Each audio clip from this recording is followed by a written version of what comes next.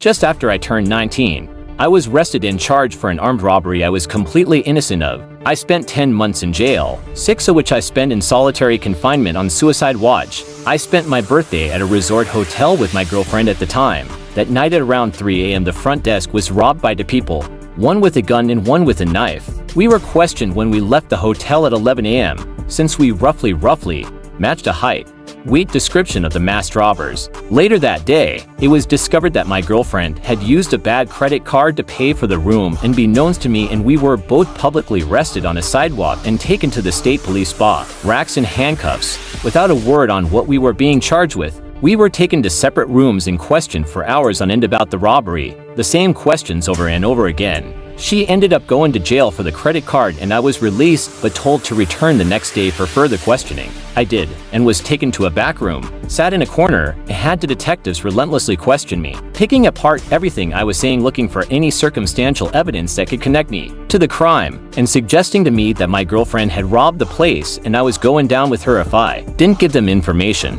Being 19, I had no idea what to do and believed what they were telling me. I didn't question the falsified information they presented to me, and I was brought several times to the brink of giving a confession after being threatened with 10 years upstate if I didn't cooperate. 10 days later, 2 officers showed up at my door and arrested me for armed robbery. My girlfriend was coerced into giving a confession implicating me as an accomplice. I was placed immediately into solitary on 24-hour suicide watch and anxiously waited for a public defender. A week later she showed up and I told her I was totally innocent. She rolled her eyes and said, "Are you kidding me?" I burst into tears, my last hope of release being dashed, and she realized I was telling the truth. She said there's no defense against my girlfriend's confession, and I sank into such a deep depression coupled with shock that I had a psychotic break a few months into my stay. 90 days in solitary. At 19, with no hope of proving your innocence will do that.